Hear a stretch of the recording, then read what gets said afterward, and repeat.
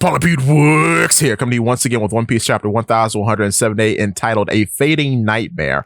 So this is a bit of an interesting chapter because we can actually cash in a bit on some things we've said in the past on the channel. So the chapter starts off with Luffy in Gear 5th saving Usopp and Brook. That's when Frankie asks Luffy if he needs backup because he's going back to fight Emu, but Luffy denies it and calls Loki a real wild card, which is interesting. That's when we cut to Loki actually fighting Emu possessing Gunko. And Emu Gunko says, "'Twas but a few years ago when a giant ship was glimpsed at sea." I did not know that was a past tense of glimpse. That's weird. "Helmed by a captain of truly immense stature. That craft was never identified for its so deep within the fog-shrouded regions. Yet it only ever targeted world government vessels." So I guess Emu is talking about Loki's time at sea and how he was doing something similar to Harold back in 1157 during the Elbaf flashback. However, Harold did this because of how the world government treated unallied nations, and there was a whole big news report about it. However, Loki is doing this most likely because of how the world government treated his father, which is most likely how he got his 2.6 billion berry bounty, but it may be treated as special because Shanks stopped him, most likely to maintain the status quo of the world, because that's what Shanks seems to be at this point in the narrative. However, we have to have more information to confirm that. Now, going forward, Emu Gunko says, "During that selfsame period, a number of credible rumors started to emerge concerning the sighting of an unimaginably large flying beast. The truth is plain to see now," talking about Loki turning into the Nidhogg during these attacks. That is when Luffy catches up to the two and spots a black mass coming out of Gunko. That is when Emu appears, not unlike how Emu appeared out of Saturn back during the God Valley incident. Emu goes on to say, "If only thou were erased from the world, as Rox was before thee." That is crazy, because this is the first time someone who knew Rox is mentioning Rox to Loki. And that is when Emu tries to perform Dami Reversi on both Luffy in Gear 5th and Loki as the Nidhogg, and goes on to say, "Thou shalt cast aside a portion of thy lifespan and receive unprecedented strength. In exchange for this blessing, thou shalt loathe each other." Now, this is very interesting because it's very weird that Emu is trying to split the two apart during this supposed possession. So that must mean that what we had planned to talk about, which we're still going to talk about, might be true. I think Nika and the Nidhogg, seeing as how they are both a part of Elbathian lore, could both be a part of the Elbathian pantheon. And I believe we talked about this a little beforehand, but it seems like the Nidhogg is the envoy to Nika, because when Loki first turns into the Nidhogg in the manga in the present, Jarl presents the Nidhogg as something that is like a messenger for Nika's arrival. That's what it seems like, but I'm not too sure. So I could believe that they are part of the same pantheon, but more information needs to be noted, but we will do a video about that because I do think it's a very interesting topic. However, Emu goes on to use Dami Reversi. However, it doesn't work on either one. We called this, baby. We called this. We said it for Luffy in a very recent video, which I believe I mentioned in a video prior to that. But we also said way earlier that either due to Loki's physiology as a weird ancient giant and being kind of demonic already, or now perhaps due to him being the user of the Dragon Fruit mythical model Nidhogg, that Dami Reversi would not work on Loki. We called this. Oh, baby, we called it.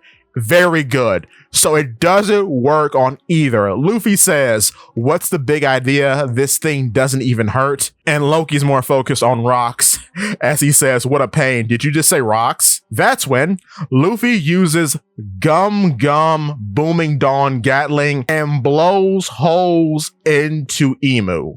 Very cool indeed. However, at the same time, Loki is this is a kind of a cursed drawing of Loki because it's weird because the squirrel is so big on him now, where that wasn't the case earlier. So I don't know if he's in the middle of transforming back, because he does say she's too puny to fight like this. So he's transforming back into his normal state. Maybe he's just in the middle of the transformations.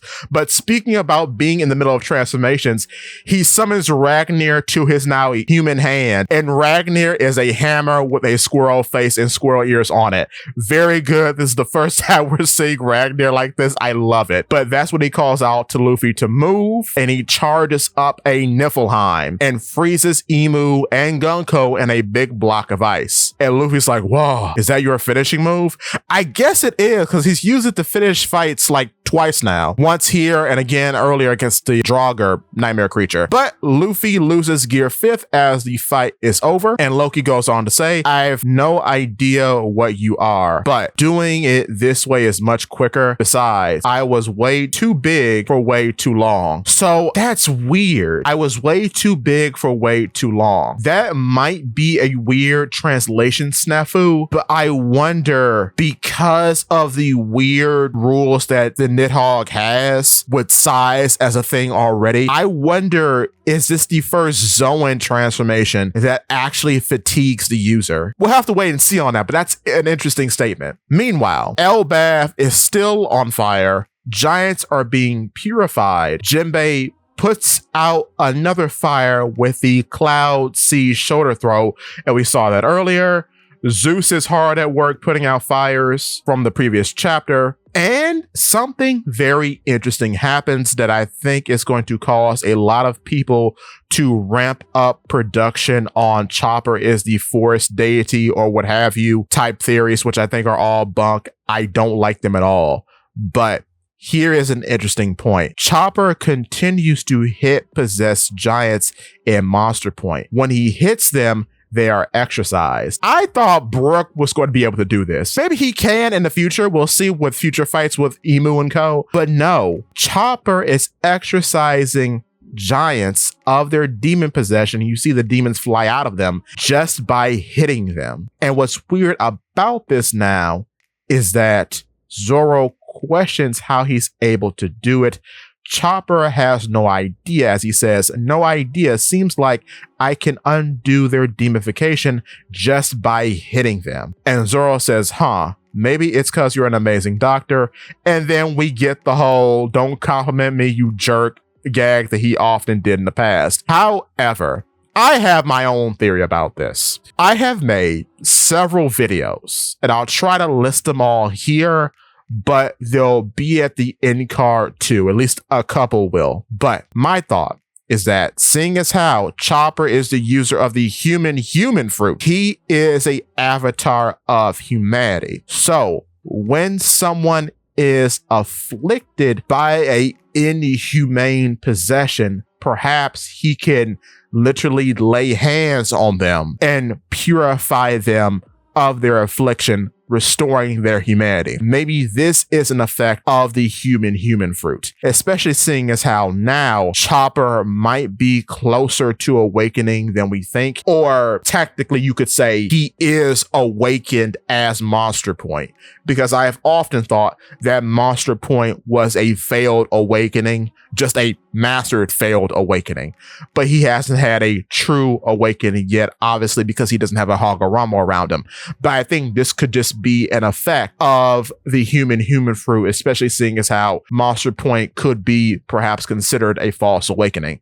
So yeah, he could just cure people of their possessions. Now, how this power works across the board, I can't really say. Like, would it work on someone who is afflicted by like the hobby fruit? I don't know, but we can get more development of this power in the future. But that's what I think. I think he could just restore humanity because he is an avatar of humanity and being the user of the human fruit. So yes, fires are being put out all across Elbaf. Robin and Saul see that the Owl Library has been frozen over. However, mysteriously, all the books and Biblo the giant owl are gone. We did some videos about Biblo. This could be the start of him appearing to be more than he seemed originally. We'll have to wait and see, but this is a very, very good start. But cut back to Frankie and Co. They're just commenting on how things wrapped up pretty quickly. But then again, this wasn't a full-on war against the entire organization of the world government. It was literally just three little guys, which makes some sense. But elsewhere, in the outskirts of the West Village, we see Somers, whose head has been split in two, and there is a weird heart-like thing between the two halves of his head. I don't know if this is a regular heart or a mechanical one, or one that's possessed by demon magic or what have you from Emu, because it seems like his head snaps around the heart like a surprise egg, which is really weird. And then the missing teeth throw back as well. So I don't know. That's very strange. But coming back to Luffy's group, Luffy says, "I'm hungry." Luffy says, "Squirrel, I'm hungry."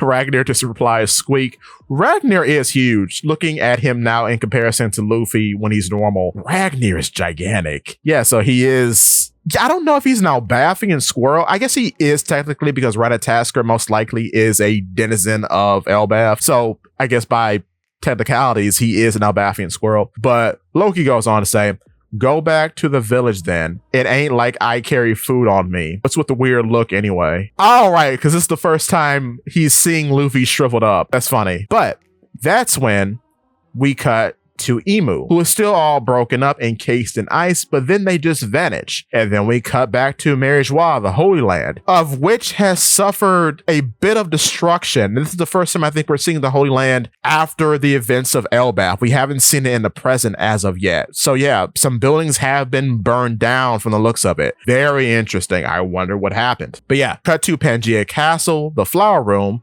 and Emu is back. And Emu says, "Elders." They respond, "Yes, great Emu.